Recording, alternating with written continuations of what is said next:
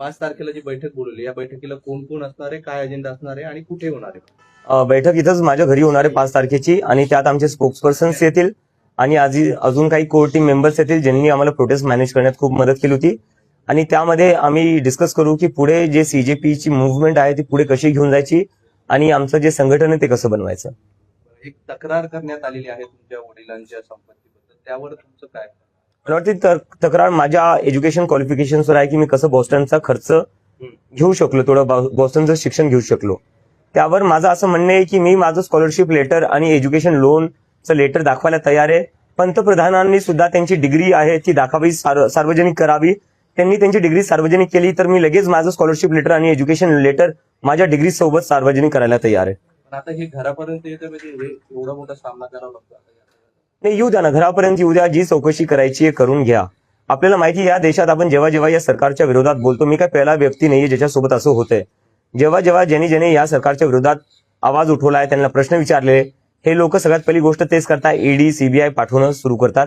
पाठवून द्या, तुमची ईडी पाठवा, तुमची सीबीआय पाठवा. पण जसं की मी म्हणलं, मी माझं एज्युकेशन लोनचं लेटर दाखवायला तयार आहे, मी माझं स्कॉलरशिपचं लेटर दाखवायला तयार आहे. पंतप्रधान मोदी यांनी सुद्धा जर ईडीला पाठवत असाल तर ईडी सोबत तुमची डिग्री पाठवा. तुम्ही तुमची डिग्री सार्वजनिक करा, मी माझी डिग्री सार्वजनिक करतो. झारखंडच्या विद्यार्थ्यांनी तुमचे संपर्क साधला आहे, त्यांच्याकडे देखील पेपर फुटलाय, तुमची काय भूमिका असणार? आता पुढचं मिशन झारखंड असेल. झारखंडच्या विद्यार्थ्यांसोबत जे आंदोलन करतायत त्यांच्याशी माझं काल रात्री बोलणं झालेलं आहे आणि मी त्यांना सांगितलं आहे की कॉक्रोच जनता पार्टी पूर्णपणे त्यांच्या सोबत आहे आणि त्यांनी जोपर्यंत त्यांच्या मागण्या पूर्ण होत नाही तोपर्यंत अजिबात मागे सरकू नाही. आणि जी काही मदत लागेल ती कॉक्रोच जनता पार्टी त्यांना द्यायला तयार आहे आणि त्यांच्या जे काही डिमांड्स आहेत त्यांचं आम्ही पूर्णपणे समर्थन करतो. परवा तुमची कोर कमिटीची बैठक पार पडते संभाजीनगरमध्ये, काय नेमका त्याबाबतचा अजेंडा असणार आहे, काय भूमिका त्यानंतर? अजेंडा ठरवण्यासाठीच आम्ही ही कोर कमिटीची मीटिंग बोलवली आहे आणि तिथं आम्ही आमचं ऑर्गनायझेशन एक्सपान्शनवर डिस्कस करणार आहे आणि कॉक्रोच जनता पार्टी पुढे कोणते काय मुद्दे उचलू शकते, कशा प्रकारे पुढे जाऊ शकते देशभरात, त्यासाठी आम्ही ती मीटिंग बोलवली आहे. पक्षाचं रूपांतरण होण्यासंदर्भात या बैठकीमध्ये चर्चा होऊ शकते. आगामी काही काळात मला वाटतंय की मीडियाला सगळ्यात जास्त एक्साइटमेंट लागलेली आहे की आम्ही पॉलिटिकल पार्टी बनवावं. यावरूनच मला कळतं की जेवढ्या पॉलिटिकल पार्टीवर आहेत तिथं कुठं ना कुठं तुम्ही सगळे डिसअपॉइंटेड आहेत त्यांच्यासोबत. पण आमचं अजून असं काही इंटेन्शन नाहीये. आम्हाला एक पब्लिक मुव्हमेंटच ठेवायची आहे, कारण की देशात जी सध्या पॉलिटिक्सची सिच्युएशन आहे, काय करणार पॉलिटिकल पार्टी बनून तुम्ही जेव्हा वोट डिलीट करण्यात येतात. लोकांचा पूर्ण भरोसा उठत चाललाय पॉलिटिक्सवरनं, कारण की लोक सकाळी मत कोणाला टाकतात आणि संध्याकाळी सरकार दुसरंच कोणाची बनती. लोक सकाळी आमदार खासदार कोणाला निवडतात, संध्याकाळी तो आमदार खासदार दुसऱ्याच पक्षात असतो. तर अशा परिस्थितीत जिथे ईडी सीबीआय पाठवून पक्ष तोडण्यात येतात, इलेक्शन रीग करण्यात येतात, तशा याच्यात पॉलिटिकल पार्टी बनून करायचं काय? गुजरात से जो है एक आरटीआई दाखिल हुई आपके एजुकेशन के बारे में, उनके बारे में क्या कहेंगे?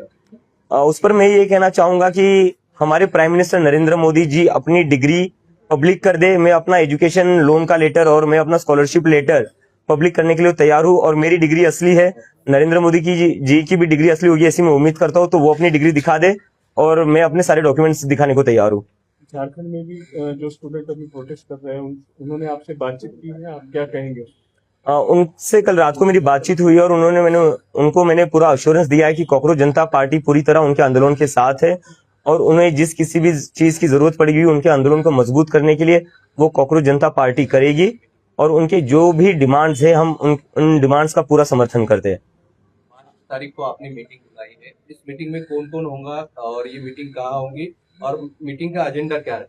इस मीटिंग में हमारे स्पोक्सपर्सन होंगे और कुछ लोग होंगे जिन्होंने हमें, हमारी कोर टीम के मेंबर्स होंगे जिन्होंने हमें ये प्रोटेस्ट सक्सेसफुल करवाने में मदद की है.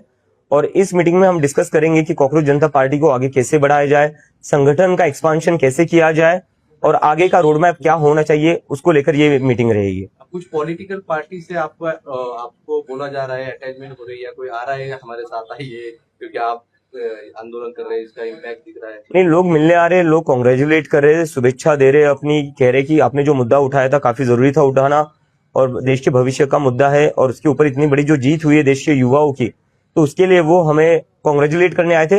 अटैचमेंट हमारा अभी किसी से नहीं हो रहा है और ना आगे होगा. फिर दोबारा जाएंगे जंतर मंतर? जरूरत पड़ी तो बिल्कुल जाएंगे sir. Thank you. Thank you.